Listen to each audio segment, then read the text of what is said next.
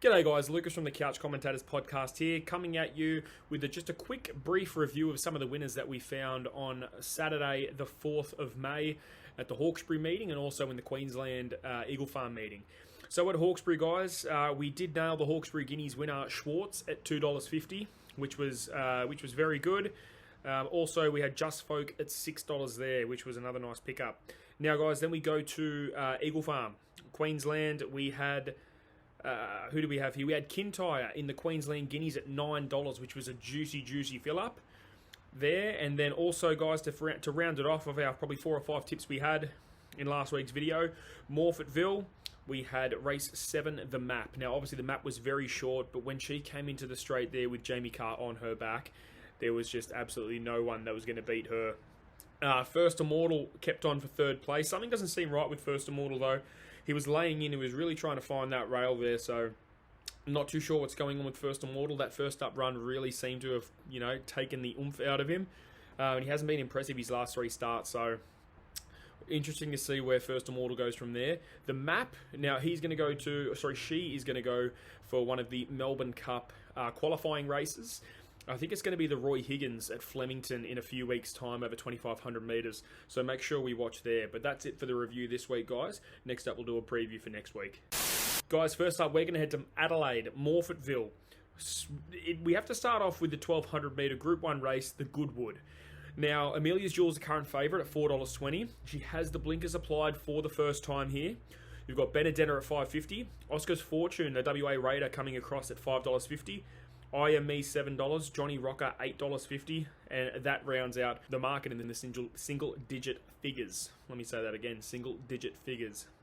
Okay, now guys, look, in this race, it is going to be a bit of a difficult one. Amelia's Jewel sort of hasn't shown us her full potential just yet. Now, Damien Lane got off the back of her after the quokka and told Simon Miller she's not a 1,200 metre horse. So Simon Miller then puts her in another 1,200 metre race. It is her last race with Simon Miller until she joins the Annabelle Nation camp. But they've put the blinkers on for the very first time, and Simon Miller is very keen on having her with the blinkers. He reckons ever since she was a 2-year-old, she's worked better with blinkers, but because she kept winning races, there was no point of putting them on her. Now's the time he's put them on her. We're going to see if she explodes this weekend. Although at the odds of $4.20, I'm not too sure if I'm keen to find out. I sort of like a couple at odds here. I don't mind Johnny Rocker at $8.50. That second to Imperatriz looks like really good form, 0.2 of a length to Imperatriz. And then also in the Group 1 TJ Smith Stakes, it was only 2 lengths behind Chain of Lightning there. So I think Johnny Rocker, 54.5 kilos. He's going to be an each-way bet for me, $8.50 to win, $2.80 the place. Next up, guys, we're going to go to the Cumming Stakes, which is over 1,600 metres. It's a Group 3 for 3-year-old horses and up. You've got the Moody and Coleman trained Pounding. You've got Jimmy the Bear, who's second up. King Magnus, Cyrileo Miss, second to none. And that rounds out the top in the single-figure digits as well. Look, guys, this is a bit of a difficult one here. If you go purely on ratings, Pounding might be the go.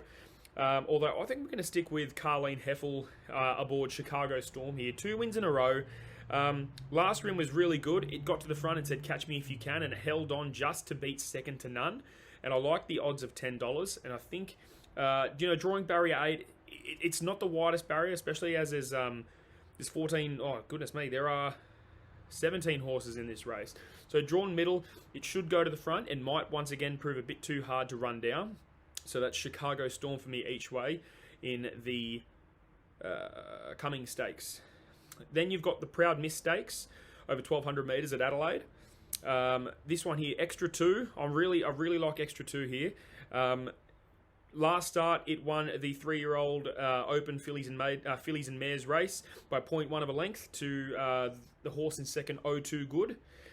Now, Extra 2 starts ago came second to Chorlton Lane. Chorlton Lane has then again since come out and won pretty convincingly. Extra 2, since coming second, has come out and won. Look, I think Extra 2 is a horse going places. I'm thinking Group 3s, Group 2s in the future for this horse here, Extra 2. Now, guys, that might be it for Morphettville for now. There are some other interesting races in there. It'll be pretty easy for me to just go through and say, see what I see will win the race prior to that, which is the Thomas Farms Centuria Stakes. $1.95, see what I see. Pretty simple. $1.95 is going to win. Now, guys, we'll go to the Sunshine Coast. Now, this is going to be interesting. You've got their standalone meeting, which should have been for the Gold Coast, but it was taken off them for Gold Coast track being absolutely shocking. We're going to start in the Hollandale Stakes. Now, this was Zaki's race. He's won it 3 years in a row. Obviously, he's retired now. $3.40 favourite, Huetor. Then you've got Kovalika at $4.20. Just Folk, the mud runner himself, at $7. You've also got Mighty Ulysses, an import, who had a nice win by about 2 lengths last start. And then you've got Deny Knowledge rounding out the top horses there in the single-figure odds. This race, guys, look, it's very hard. Huetor, he's a 2-time Group 1 winner, a 2-time winner of the Doomben Cup. I'm fairly certain, 2-time winner of the Doomben Cup. Might have been a Q22 that he won. But, guys, I really like Kovaliki here. $4.20, out in distance to 1,800 metres. I think this has Kovalika all over it here. Huyamal is an interesting one. $18 for Gay Waterhouse and Adrian Bott. Could go to the front and prove quite hard to run down. But, guys, yeah, Kovalika all over for me. Then we head over to the Gold Coast Guineas. Now, we've got here Corniche at $4.20, Moravia $5, Abounding $6.50, Roll on High 7s, Salui at $7.50, which rounds out the top of the single figure odds. Guys, my bet here, plain and simple, is going to be Roll on High. Peter Moody's extremely keen on the chances of this galloper on Saturday, so much so that he considers it his best bet of the entire weekend. Hasn't had a lot of luck go its way this preparation, but the way that it jumped out at Pakenham at the start of last week, he is hell-bent that this thing is his best of the day. So I'm going to follow Peter Moody there. I'm going to say Roll on High to take the win here. Currently $8.50 for the win and $3 a place. I think we take that and run to the hills. Guys, then we've got the Australian Turf Club Trophy, which is a sprint over 1,200 metres. It's a listed race with the return of the horse Yellow Brick. Now, Yellow Brick was putting together quite an impressive resume until it sort of went amiss a few preparations ago. His first up form was very good, 5 starts for 3 wins and 2 seconds. In the race as well, he's got to deal with Mullane, which is now trained by Tony Gollan. You've got the Big Goodbye, everyone's favourite Queensland horse that just keeps on coming. He's carrying 60 kilos. You've also got Zarastro at $8.50. Now, very difficult race, guys. Look, for the odds here, I'm strictly going to go... I'm going to go for Zarastro. Second up, Angelo Jones on board, 60 kilos. He's got a decent second up record for 4 starts and 2 wins. So that's my way here, guys. Zarastro. Guys, another race we've got here, race 4, is the Ken Russell Memorial Classic. The favourite here should be too good. It is Perspiration for the Kieran Maher camp. Mark Zara on board. You've got Imperial Force at $5, who has been a drifter in early betting.